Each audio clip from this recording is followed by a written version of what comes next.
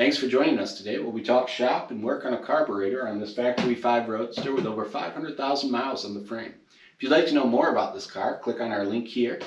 We'd love to hear your feedback, so if you have any questions, things you'd like to see, things you'd like to know more about, please let us know in the comments below. It's seen 3 engines, 3 transmissions, 2 rear ends, and we're on our second body now.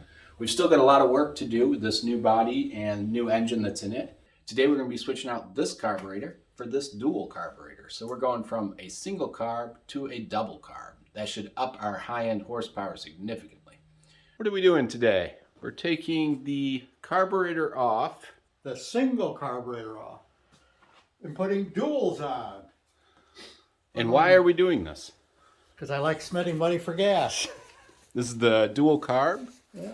Edelbrock. The newest Edelbrock carburetors. What they call the AVS2s.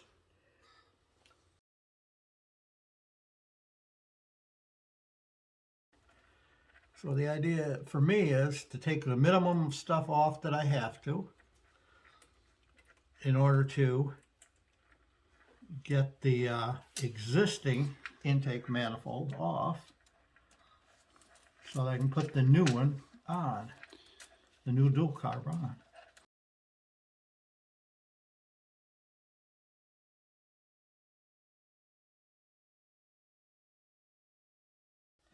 Actually, I'm trying to get all these things off this part of it, this intake of the carburetor, so that I can just lift this off and leave as much in place as I can. The hoses will have to get unhooked. This has to be unhooked. This has the hoses there.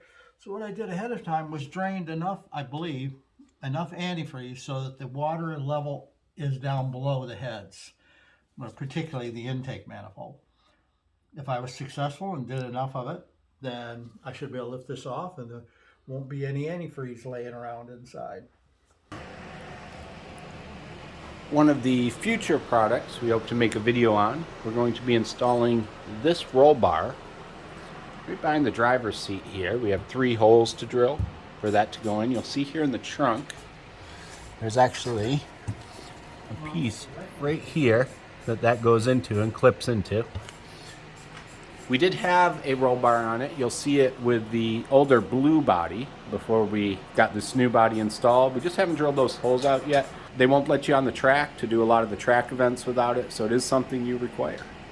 Another project we have planned for a future video, we're putting these Coney shocks on all the way around, 4 new shocks.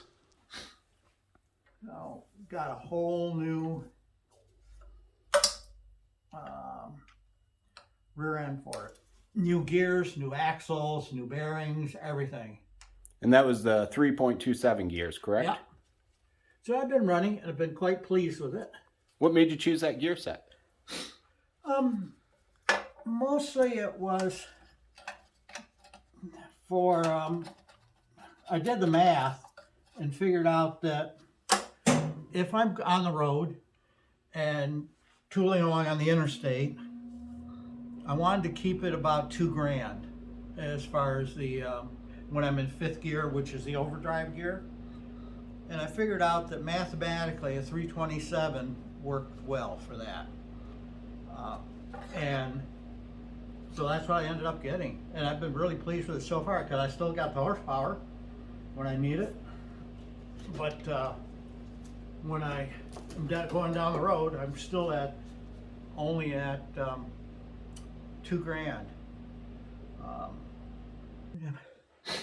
Now, this is the trickier part. If I work right, I'm going to try and do this and keep the distributor in place, because that means the distributor's in the right timing thing. So this assembly here and this piece here, we're going to try and take out all at once. If it becomes a problem, then what I'm going to do is take this off. It unbolts with 2 bolts in the front there and do it that way. That's my other option on it. But we're going to try and see how we do. If I can lift it, if it comes up loose, then we just got to work it around the cap and get it out. But maybe it'll work.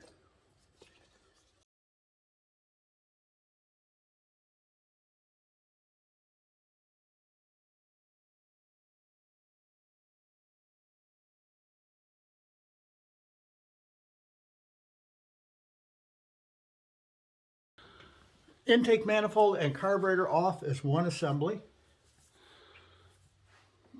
And this is what we're left with. Now you're looking at the top part of the engine, the cylinder heads here. The little rods you see are the push rods that open and close the valves that are inside the heads here. What's unique about this engine is this is later, mechanical engine. Now they go, even more electronics. But there's this piece here in the middle. And like some guys call it the spider. What it is this piece holds a little teeny metal here. Let's try to get a good shot of that piece here. Which piece specifically? Go ahead and point right That's there. this metal piece here. This is what a lot of the guys call it the spider. Because it has little fingers that come up, and right here, this little metal plate. That spider, that finger there, holds that metal plate in place. Well, this is the rod that opens and closes the valves.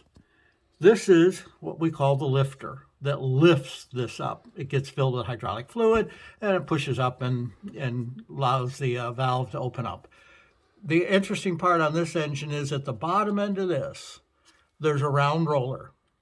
So the old engines, way back in the 50s, early 40s, they would have a camshaft down through, and the bottom of this piece would be a flat surface. So as the cam spun around, that would push up, and as the cam continued around, it would drop back down again. So this was being pushed up and down by a camshaft.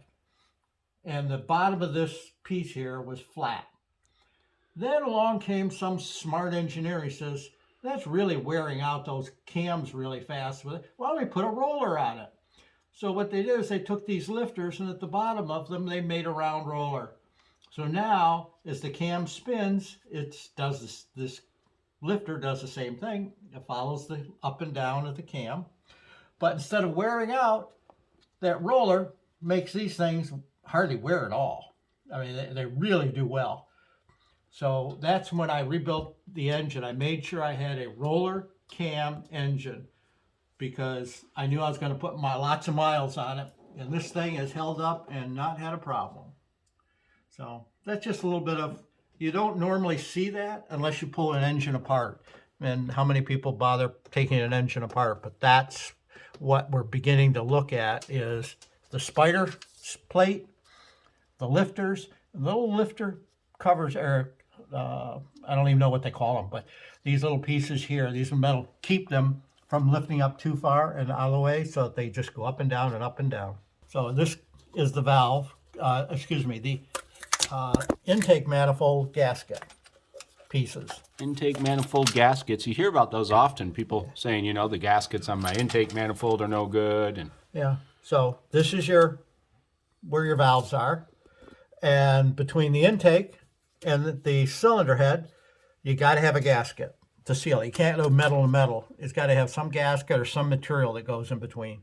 Okay, we got to clean this up because you can just barely see some stuff on here that's left over from the gasket. So we got to scrape that all off so it's nice and clean. And that's why I'm in the beginning of putting down claws in there to catch any stuff that falls off so we don't end up leaving a bunch of junk in the engine. So we'll put stuff like this along here on both sides so that it covers it all in. So that way if there's anything that scrapes off, I can just kind of pick this up gently and toss it out. Then if I need to, I have an air compressor. I can go through here and blow it off, to be sure I get it all off. But for right now, I just want to get it prepped for scraping. And once you get it all cleaned up, they'll be ready to start to think about getting the dual carbs on. Right now, I'm going to focus on getting this ready so that I can drop it onto the engine, let it sit there overnight, and hold that gasket in place. Kind of be sure that the gasket's down flat and tight. as my son mentioned, intake manifold gaskets is a common comment you hear from people of, well, I got to replace my intake manifold gasket because of, well, yeah, well, if you put it on right the first time, hopefully it would hold well. And if you used a good quality gasket. A little tip for you anyway. Okay. You'd think that just throw it in, and so thermostat all it does is turns on and off, lets water through it or not. But this one happens to have a little message on the top of it. For those that don't or aren't aware of it, most thermostats have that message on there. Or if they don't have it, they have the little piece here to let you know which way is up. That little dimple there.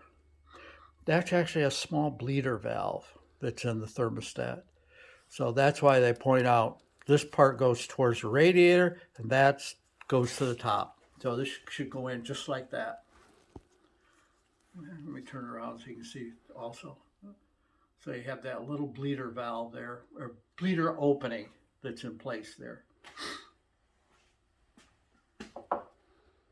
Simple little thing. It's the little things that catch you. This is where the throttle will come up and hook up and then attach on just like it did on that one.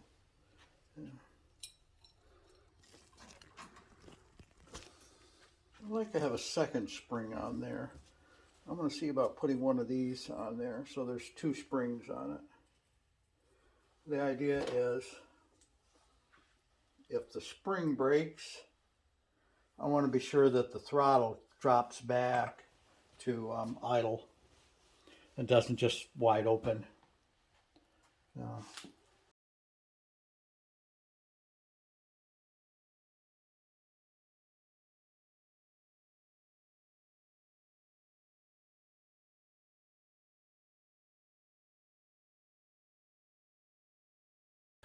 The vacuum line for the distributor. Being sure that we have a nice, I like using these tubes because they're not steel, so you don't have to try and physically bend them and all, but they're durable. Yeah, let's see if we can get this close to fitting now, so we'll kind of form fit it.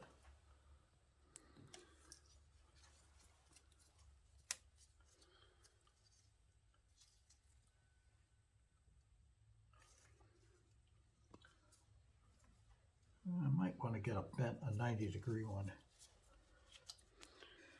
So this hooks into right here where it hooks up to this hooks right up to the engine. Okay, so that this opens up, feeds water through. In the meantime, we have another hole over here. Well, that picks it up out of there and feeds it to the water pump. So the water pump always has water being pumped through it. And this is the real overflow, meaning if this gets too full, it goes out there down on the ground. Okay, what you want is when you release on the gas pedal and the clutch or the choke is off, meaning this choke piece is off, that the gas pedal stops at the stop, meaning a little screw adjustment there for the speed, idle speed. Otherwise, what will happen is you'll let your foot up off the gas and it's like it doesn't go back down to idle. It may, instead of being at 600 RPMs, it'll be at 1200 RPMs. It's like, come on, I want it lower. And then you have to get your foot underneath it and pull it up, kind of thing.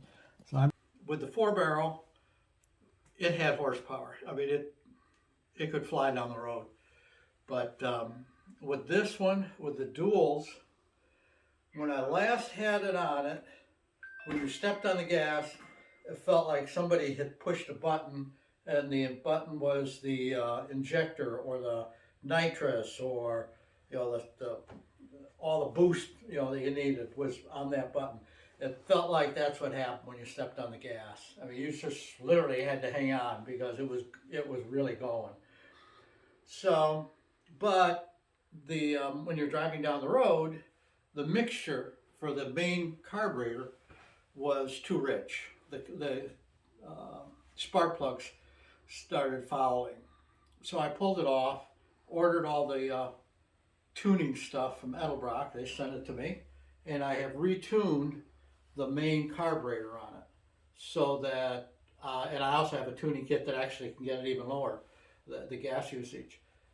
So I hope and expect that with the new tuning, this is going to do really well on the open road. Yeah, it's going to use more gas, you know, ta-da.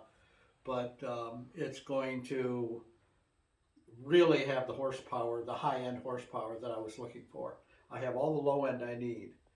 This is all high-end stuff.